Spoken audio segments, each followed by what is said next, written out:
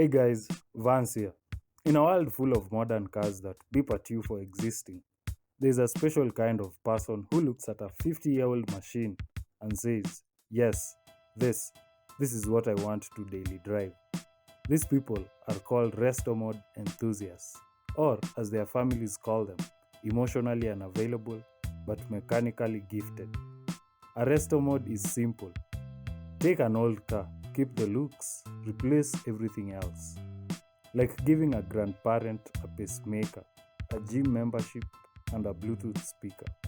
But to understand how we got here, to a world where a 1969 Camaro can have Wi Fi, a Porsche 964 can cost more than a villa, and a Datsun 240Z can outrun a modern supercar, we must go back to the beginning, back to when cars were simple, men were bold, and safety regulations were more of a suggestion. Humans have always modified things. We modified rocks into tools, we modified tools into weapons, and eventually, we modified cars into slightly better cars. This is the story of Restomods, a story of innovation, obsession, and questionable financial decision.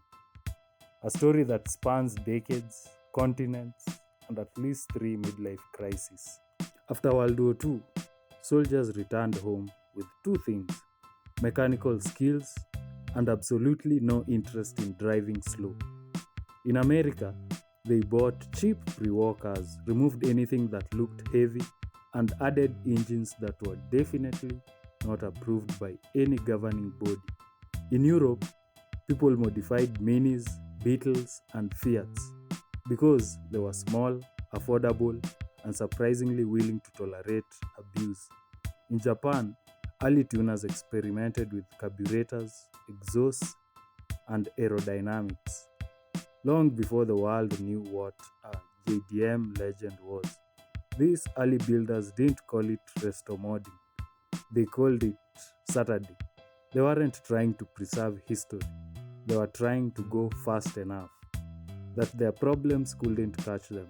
As time went on, people realized something important. Old cars looked cool, but they also handled like shopping carts and stopped like a polite suggestion. So the first resto mod idea was born. What if we put modern parts in old cars so we don't die? The 1970s were a complicated time. Gas prices spiked, emissions regulations arrived, horsepower numbers fell faster than disco's popularity. Enthusiasts everywhere, from Detroit to Tokyo, Munich to Melbourne, looked at their cars and said, there has to be a better way. People began swapping engines from older, more powerful cars into newer, weaker ones, or vice versa, or sometimes both, depending on how many beers were involved.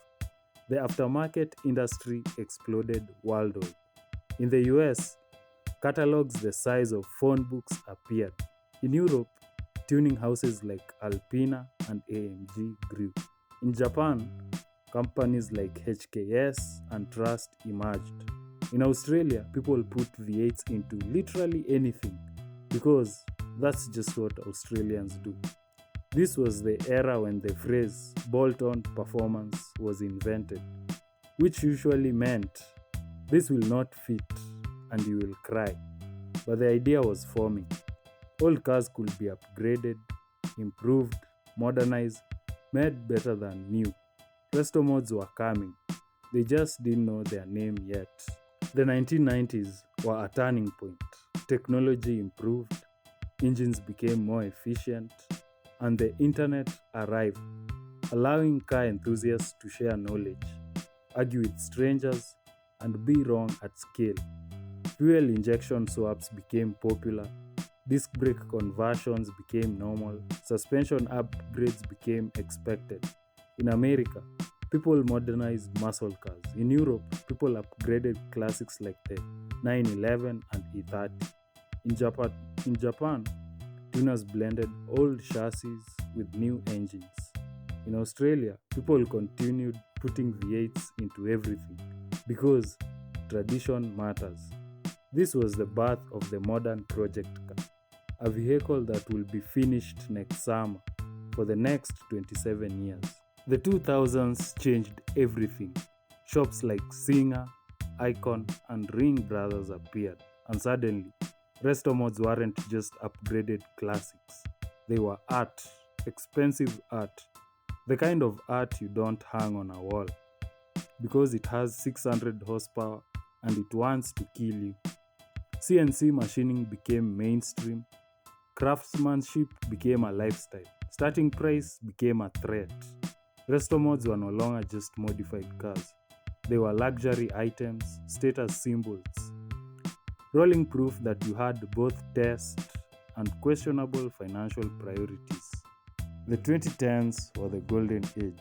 Carbon fiber everywhere, engines swapped into anything with wheels.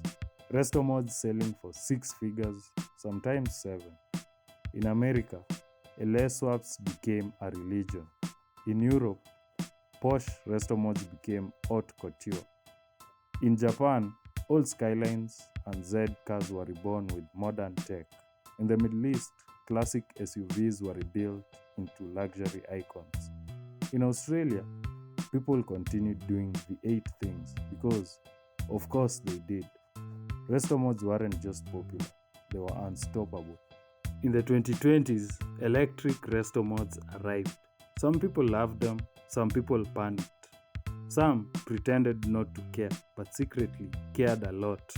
Around the world, builders embraced new tech, 3D printed parts, AI designed components, digital dashboards, classic cars with more screens than a stock trader's desk. Restomods became a paradox. Old but new, classic but futuristic, vintage but USB-C compatible. The cultural impact of Restomods. Restomods aren't just cars, they are cultural artifacts. In America, they preserve muscle car heritage. In Europe, they honor design and engineering. In Japan, they celebrate craftsmanship and tuning culture. In Australia, they celebrate horsepower and the right to put a V8 in a refrigerator if necessary. Restomods bridge generations. They connect continents and prove that nostalgia is universal and improvement is global. Restomods remind us that the past isn't gone, it's just in need of upgrades. They show us that history can be preserved, improved, and occasionally electrified. They prove that humans everywhere, no matter the country, no matter the culture, love old things that work better than old things. In the end, Restomod exists for one reason because we all want a car that looks like 1969 but starts like 2026. This has been the story of Restomods, a story still being written. One build, one bolt, one slightly absurd idea at a time. Hit like if you enjoyed the video.